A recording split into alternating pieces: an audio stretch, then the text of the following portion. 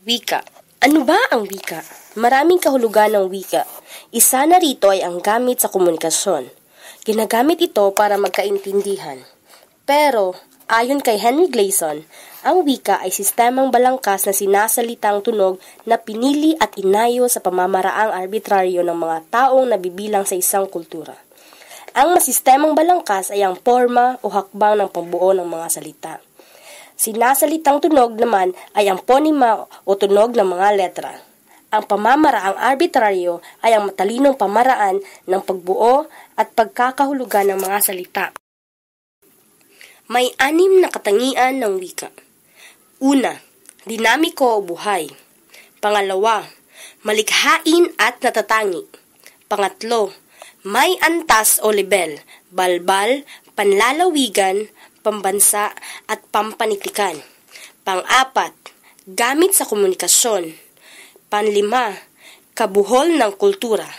At ang panghuli, gamit ang wika sa lahat ng uri ng disiplina o propesyon o ang registered words. Kalikasan ng wika. Una, pinagsama-samang tunog o combination of sounds. Pangalawa, may dalang kahulugan o words have meaning. Pangatlo, may spelling. Pang-4, may grammatical structure or grammatical structure. Panglima, sistemang oral-aural o oral-aural system. Pang-6, pagkawala o extinction ng wika or language loss. Pang-7, iba-iba, diversified, at pangkatutubo o indigenous.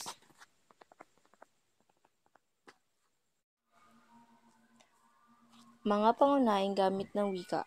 Una, pagpapangalan o labeling. Ginagamit ito sa pagtitiyak o pag-identify sa mga bagay, gawain, kilos at tao sa pamamagitan ng pagbibigay pangalan dito. Pangalawa, interaction. Tumutukoy ito sa pagbabahagi ng mga naisin o ideya. Pangatlo ay transmission. Ginagamit ang wika sa pagpapasa ng mga impormasyon. Panahon ng Kastila. Noong panahon ng pre-colonial, may 17 letra ang ating alibata. 3 ang patinig, 14 ang katinig. 1935 Constitution.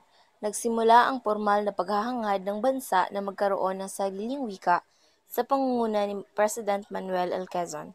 Sa taon ding ito, itinatag ang Article 14, Section 3 na nagsasaad na ang mga katutubong wika ang pagpipilian bilang batayan sa wikang pambansa at kung hindi pa man nakakapili ay wikang Ingles at Kastila muna ang magiging opisyal na wika. 1973 Constitution. Namayani sa mga Pilipino ang regionalismo.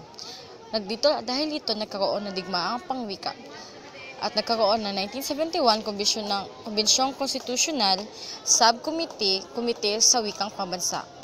Article 14, Section 3. Ang Pambansang Asambleya ay dapat magsagawa ng mga hakbang tungo sa pagpapaunlad at formal na pagpapatibay ng isang panlahat na wikang pambansa na tatawaging Filipino.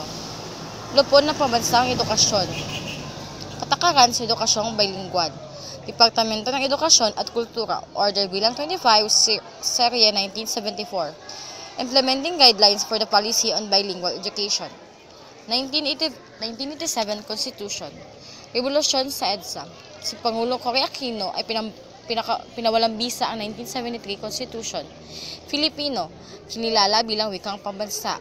Article 14, Section 6, ang wikang pambansa ay Filipino. Article 14, Section 7, medium ng opisyal na komunikasyon at pagtuturo sa sistemang pang-edukasyon, Kautusang Pangkagawaran bilang 54, Serye ng 1987, panuntunan ng implementasyon ng patakaran sa edukasyong bilingual ng 1987, naglalahad ng mga dapat isagawa ng iba-ibang ahensyang pang-edukasyon sa Pilipinas para sa implementasyon ng patakarang sa edukasyong bilingual ng bansa. Atas sa pagpaganap bilang 335, Serie 1988. Ginagamit ang wika sa opisyal ng transaksyon dito sa bansa.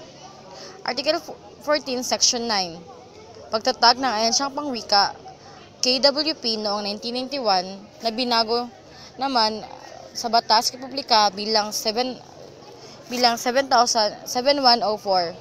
na naging LWP, Linangan ng Mga Wika sa Pilipinas.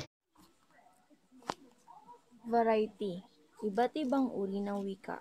Variasyon. Ito ay nalalaman sa tunog, mga salita o bokabularyo at sa estrukturang gramatikal. Geographical. Nagkakaroon ng pagkakaiba ng wika batay sa lugar o lokasyon ng tagagamit ng wika. Sosyal. Nagmula ang pagkakaibang ito sa wika, bunga ng posisyong sosyal o panlipunan ng bawat grupo. Pagkakaiba ng wika, dialekto at vernacular. Dialekto, paraan ng pagsasalita at pagbigkas. Vernacular, pang-araw-araw na ginagamit na wika at kung saan ka komportable. Ang wikang dialekto ay nangangahulugang variety ng isang wika, hindi hiwalay sa wika, samantalang ang wikang vernacular ay tawag sa katutubo ng isang puok.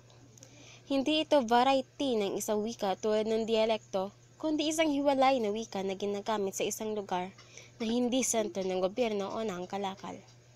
Tinatawag din itong wikang panrelihiyon.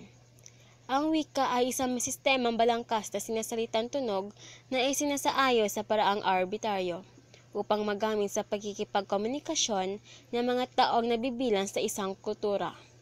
Ang dialekto naman ay variasyon ng isang wika. Ito rin ang ginagamit ng partikular na grupo ng mga tao. Mga tungkulin ng wika sa lipunan. Instrumental, tumutulong sa tao na maisagawa ang mga gusto niyang gawin.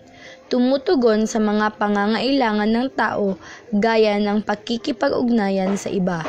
Maisasagawa niya ang anuman at mahihingi ang iba't ibang bagay sa tulong ng wika.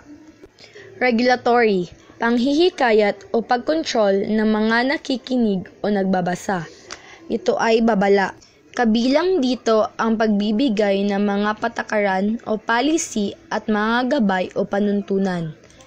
Ang pagbibigay ng direksyon gaya ng pagtuturo ng lokasyon, direksyon sa pagluluto ay mga halimbawa ng tungkuling regulatory. Heuristiko, pangangalap ng mga detalye sa masinsinang paraan. Ginagamit ito ng tao upang matuto at magtamo ng mga tiyak na kaalaman tungkol sa mundo. Ito ay ang pagbibigay o paghahanap ng kaalaman. Kabilang dito ang pagtatanong, survey at pananaliksik. Nakapaloob din dito ang pagkikinig sa radyo, panunood ng telebisyon at pagbabasa ng aklat kung saan nakakakuha ng impormasyon.